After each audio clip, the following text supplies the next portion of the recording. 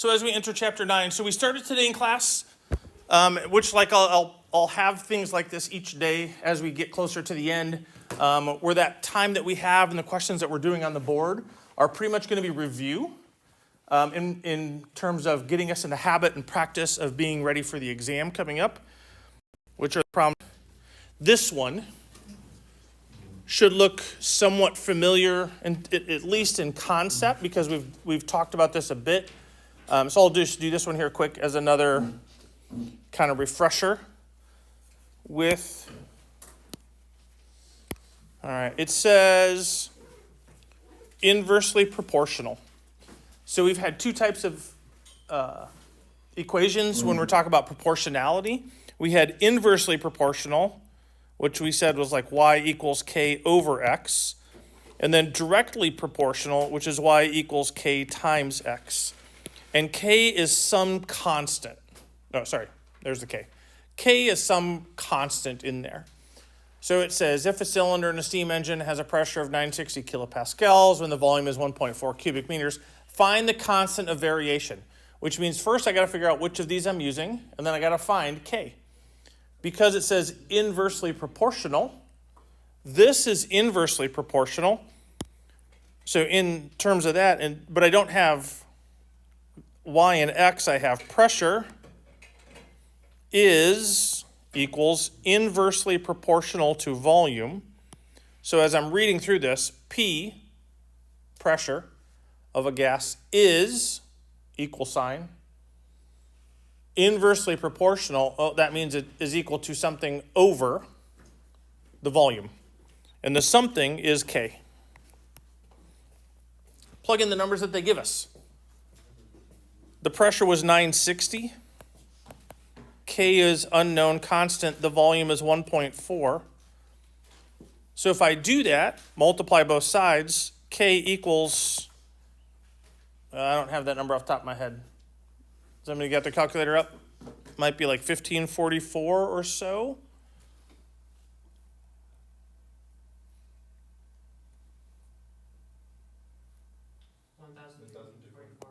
$1,344 point. Nothing. Okay. So K is that number. So now my equation is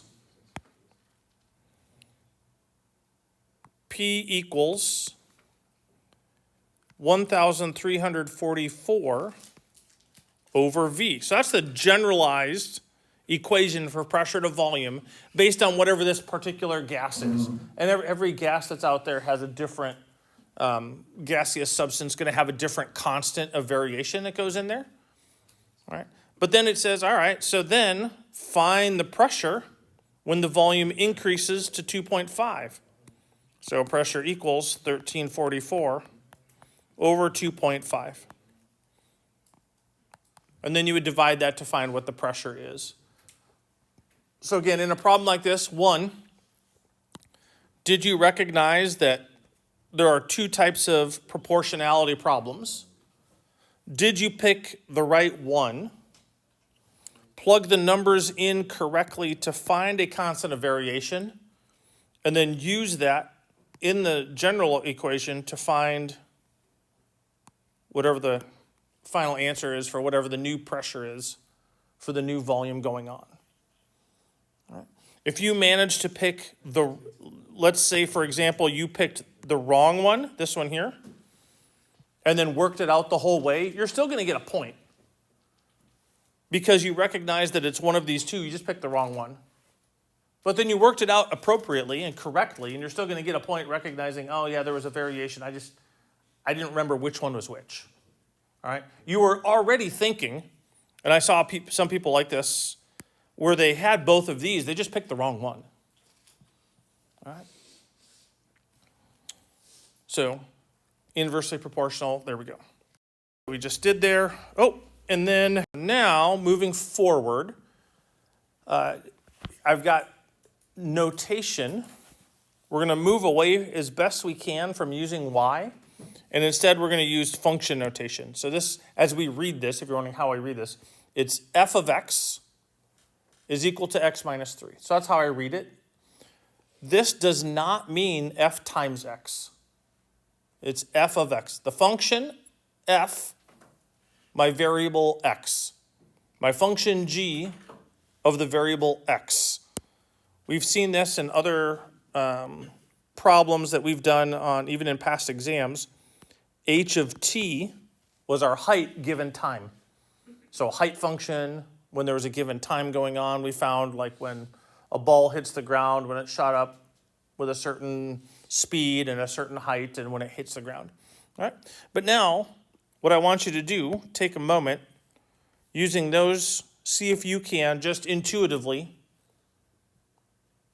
find the answers to those. So go ahead and give that a try.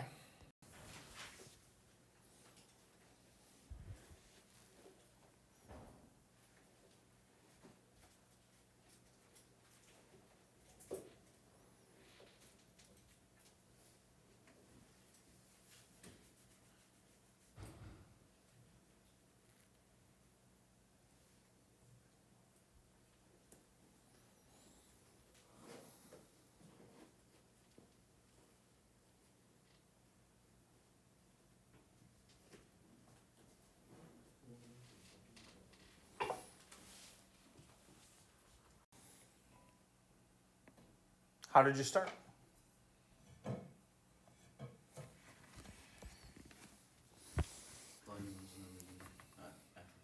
Okay, so wherever the f of x is, I'm going to substitute in what it equals, which is x minus 3. Plus, because it says right here, plus g of x, which is 2x plus 7.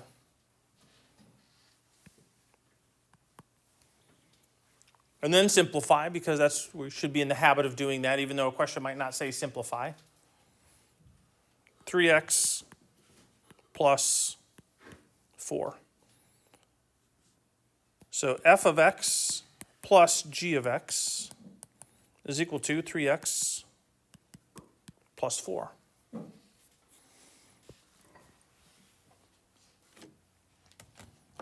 So now it says find f of 3 and g of 3. So what changed?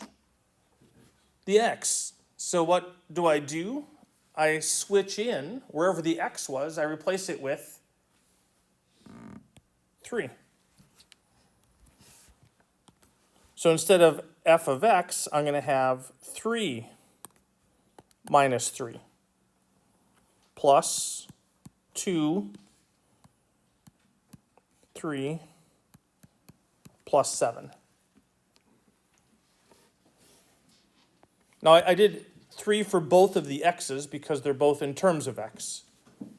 It's possible I could have other functions where these numbers might not be the same and they're going to plug different numbers in. You just got to pay attention to which one goes where.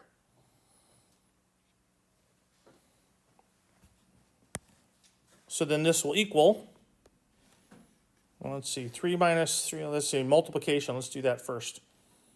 6 plus 7 plus 3. Try not to simplify too many things too quickly. Then I run through there. 3 minus 3 is 0, plus 6 is 6, plus 7 is 13. Now in this case, if I would have taken this equation here and substituted the 3 in, I'd have 3 times 3, which is 9, plus 4, which is 13. Gives you the same answer. And that's only because I'm using the same number. So whether you find this easier to do, or just take it at the end and plug it in for x in the final answer, either way you're going to get there. So adding functions. Now here's where things are going to get tricky, is if instead of plus it's minus, and then people lose track of negatives, which I think, yes, I have something here. Oh no, moving on to the next idea. So the next idea is now, what if instead of replacing the x with a number, I replace it with an entire other function? So what I'm saying is instead of, so in the last one, if we did f of 3, we found that that was 0. because if we put 3 in here, it's 3 minus 3, well, that's 0. So now I'm saying instead of f of 3, what would it be if I did f of g of x? So instead of what the x is, we're going to replace the x with g of x. So it's going to be f of 2x plus 7. Which means instead of x minus 3, that x gets replaced with 2x plus 7. So this would then be 2x plus 7 minus 3.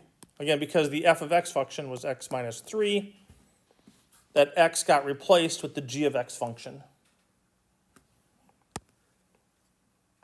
And that will now equal 2x plus 4.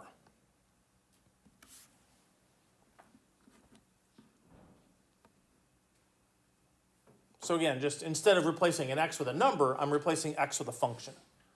This is what's called, these are what are called composite functions.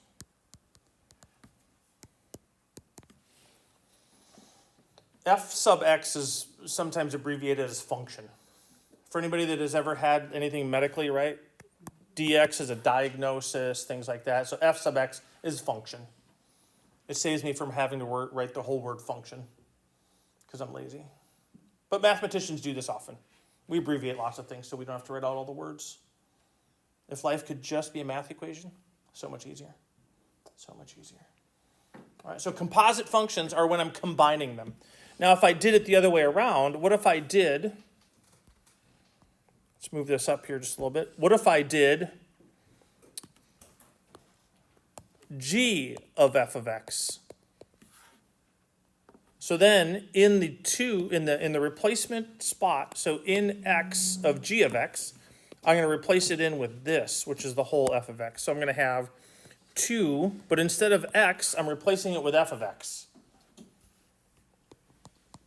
which is x minus 3, plus 7, because the g of x function was 2x plus 7. Now I got to do some simplifying. 2x minus 6 plus 7. This will be 2x plus 1. Notice they are not equal to each other.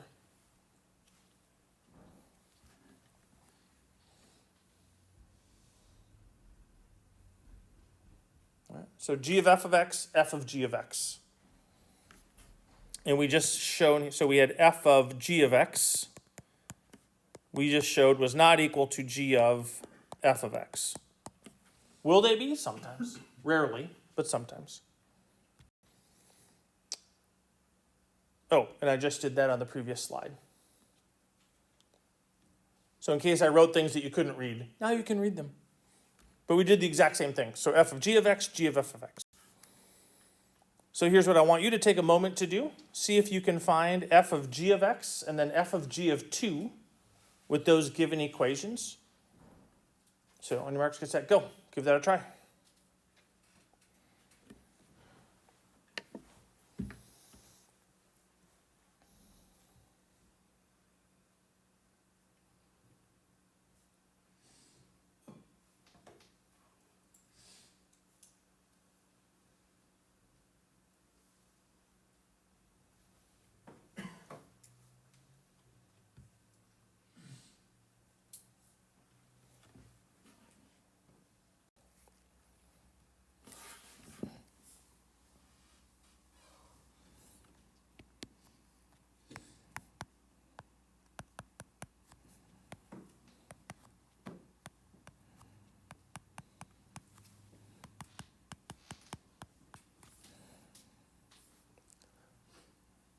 So again,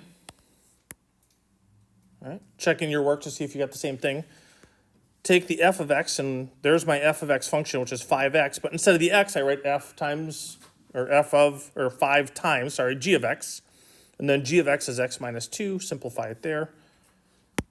So then f of g of 2 is taking the composite function, f of g of x, and just replacing the x with 2, which equals 0. 10 minus 10 is 0.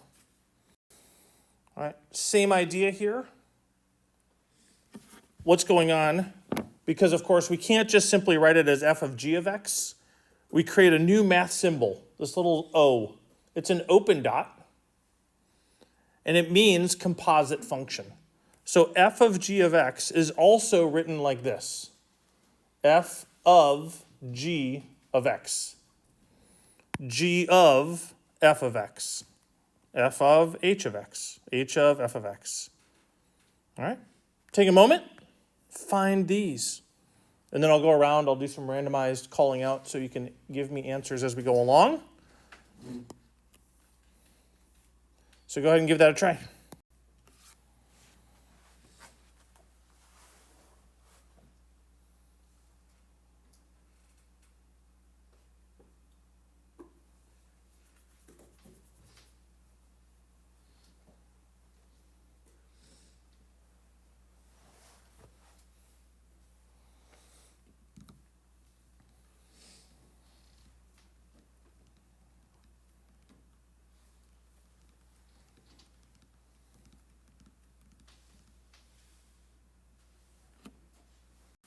So multiplying, instead of multiplying what we're doing, so again, the f of, so functions are replacements.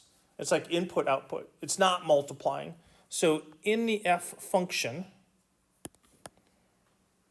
which is 5x, we're going to replace the x with whatever the g of x is. So instead of f of x, which is this, the x gets replaced with the g of x. So it's going to be 5 times g of x, which is 5 times x minus 2. Not 10. 5x minus 10 is how that would simplify. I have a question.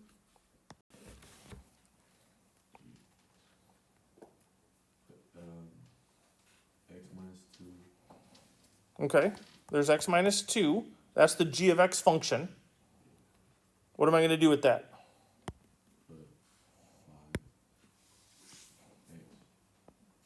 Where do I put the 5x? In place of the x. In the replacement of the x.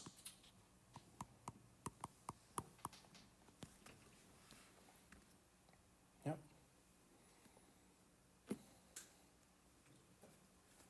Number 4.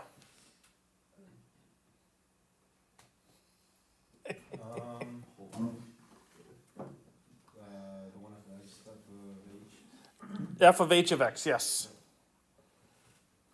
Which is what? Is it the 5 instead of the x? It's going to be, or just, yeah, x. Yes. Yeah. So this is not trying to trick you, but sometimes this is like multiplying by 1. If my new function is just h of x is x, this x gets replaced with h of x, which is just x. So it ends up being the same thing. Yeah, so it's an identity function. All right. H of f of x. Oh, new number. Back to 2 again.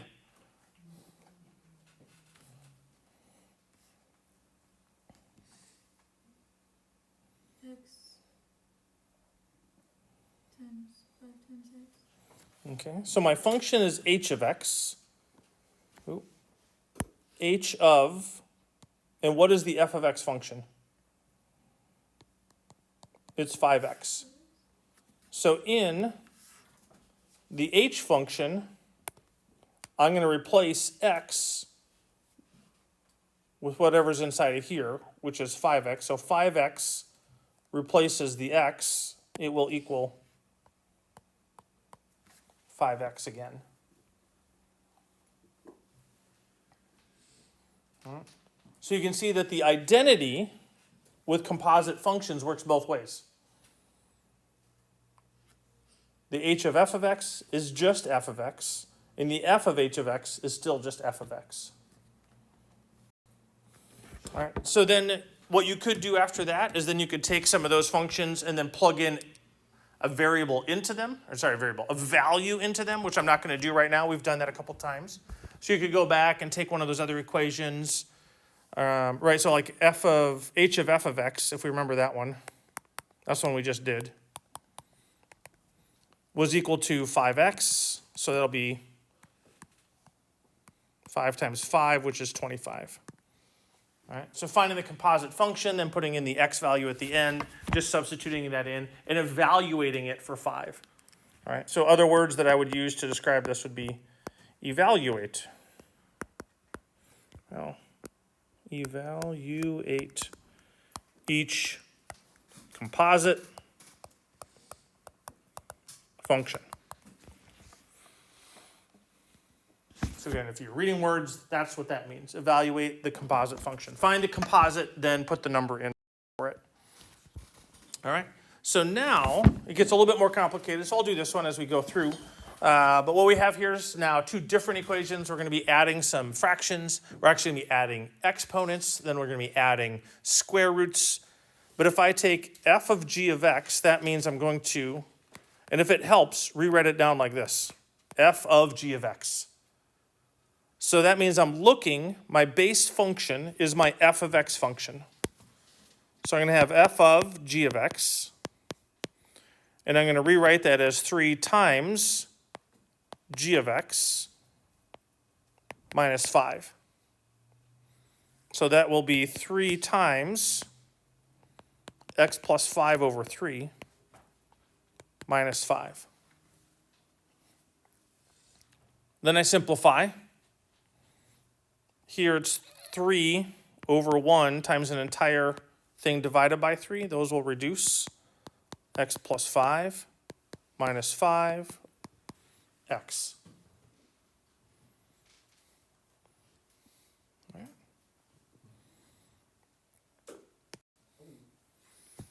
Inverse functions. You may or may not have done this in the past. Hopefully. You've seen it probably once, maybe more than once. But to find an inverse function, back in the day we would have said, all right, this is going to be y equals 5x. And then to find the inverse function, I flip-flop these two variables. X equals 5y. And then I solve for y. Divide both sides by 5. Y equals x over 5. So this is now the inverse function, which we're going to write as f to the negative 1 of x equals x over 5. So an inverse function notation is f to the negative 1. This is the inverse function of 5x. To find the inverse function of the next one, I will think of it like y equals x minus 2. Flip-flop the x and the y. Solve for y. Y equals x plus 2. So g inverse of x is x plus 2. And then h of x is y equals x. Flip-flop them, x equals y. It's the same thing. So h prime of x equals x. Not h prime, h to the negative 1. All right.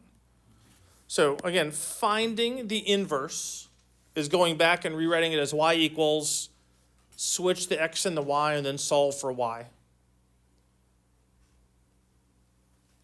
This would be read, the inverse function of the inverse function of f is x over 5. The inverse function of g is x plus 2. Inverse function of h is x. All right. And then, if I do this up here, if I find g of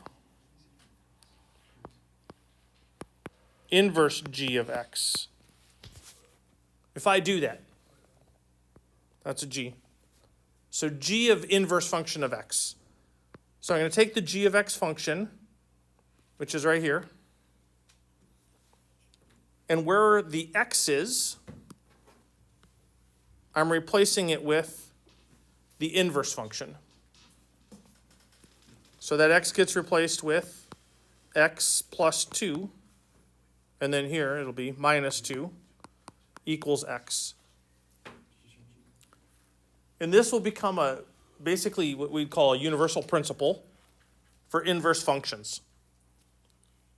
If f of g of x equals x, then f of x and g of x are inverses. So in your book, as you're going through some of the check your understanding problems, as you think towards the exam, if you are given a question that says, are these inverse functions, the only way to prove it, or the easiest way to prove it, is find f of g of x. All right. And it also goes the other way. G of f of x will also equal x. So inverse functions, no matter if you do f of g of x or g of f of x, if they're inverse functions, they will equal x when you're done. All right. Going way back to algebra, if you were taught this way back when, an f of x function on a graph, hold on, let me grab everything here, move it over. On a graph, like this, this is the line, y equals x. Inverse functions were reflections over that line. So if there was a point here, it was reflected over the line to that point there. If there was a point on this equation here, it would be reflected over that line to that point there. If there's a point here, it got reflected over there. So if this was one of the functions, its inverse was like that. Okay, except for the fact that my line is extra squiggly there, it shouldn't have been. So an inverse function is a reflection over the line y equals x. So, functions. Kind of jogging our memories back here for what that means. Function means that if I have, sometimes it's like this, like an input-output machine, right? If I have this, if I put in a 1 and it comes out a 2, if I put in a 2 and it comes out a 4, right? Put in a 3, comes out a 6, this would be, right, a doubler, or times 2, something like that. But no matter what number I put in here, I'm only going to get one output there. And if that is true, I have what's called a function. 4 only goes to C. 3 only goes to D. 2 only goes to B. 1 only goes to A. It's possible that like if I had a 5 here, 5 could go to D as well. That's okay. But what I can't have is what's going on here. This is also a function. What I could not have is if 1 also goes to B, so if 1 could give me 2 outputs, then it's not a function. So I'm going to erase that. So if I have an input that gives me 2 outputs, that's not a function. All right. And then a one-to-one function means that not only, so this is a function, but this one's not a one-to-one function. This one, before I messed it up with my little picture, or my little, all right, there we go. This is a function, and it's also a one-to-one function. So one-to-one means, every one of these has only one output, and every output only has one input. That's a one-to-one function. Here, I have every input has one output, but this output actually has two different inputs to get there. So while this is a function, it's not a one-to-one function. If you have a graph, how do you tell if it's a function? Well, I can look at it and say, like, if I look at this graph right here, right, looking at that one, for this input of x, let's do that one, at -1, the function has a value right here, and right there. So when x is -1, there are 3 different y values. So my input is giving me 3 outputs, which means this is not a function.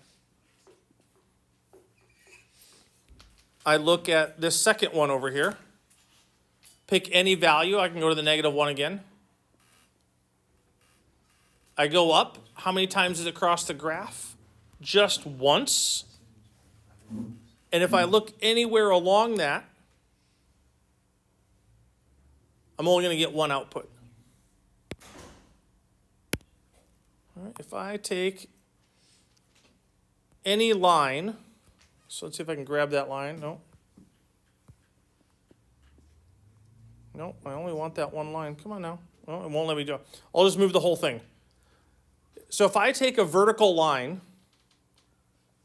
and I go over that graph, again, I'm looking at this graph here. If it crosses the graph more than once in any place, it's not a function. So we can see it's called the vertical line test. If I go here to the B graph, this B graph, I cross that anywhere I want. It crosses only once. This is a function. Oh, now it's not going to move my line. All right. If I do a vertical line test here, anywhere I cross, it only crosses once. This is a function. A vertical line test, anywhere along the lines here, right? Just any one of those is a function. So take a look down here at this A. At A, B, C, D, E, and F. And look at those. Which ones are functions? Which ones are not functions?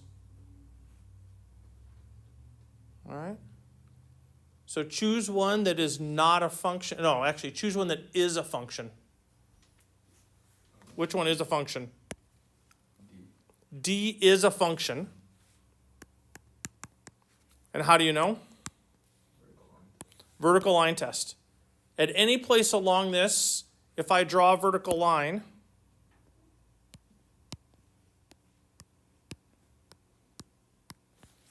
crosses the graph in only one place. All right. Do we have any that are not functions? B. Which one? Which one do you think? B. B? Why do you think B? It goes kind of Okay. It's only crossing in one place, but then we got this little thing right here. And the question is, if this goes backwards and back over, you're correct. And this one's hard to tell, but this one technically, if I were to draw a vertical line right there, is actually only touching in one spot. Now, like that again, that one's a little bit harder to tell. If that graph had done this, then not a function. All right, but that one's the only one that's like close, like looks like it might be, might not be. All right, and then this one is not a function. Again, looking, vertical line touches it in 2 spots. So what I want us to do now quick is we're going to open up Desmos. If you have your own device, we're going to graph these functions super quick. Look for patterns. So in terms of when we graphed these on Desmos, we found that that first one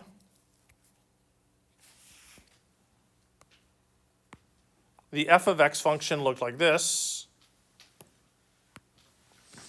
And we didn't say it, but this point right here was 0, 1. How do I know that? This was f of x. Because if I put 0 in for x, 2 to the 0 power is 1. All right. We did the second graph, which was the 1/3 to the x, and that one came down like this, crossed at the same point. We identified this as a decay function because it's going down, and we'll get infinitely close to 0 but never go past 0. This function here was the same as the blue one, but inverted. And then the f of x minus to the x minus 2 was the same as the blue function, but shifted 2 units to the right.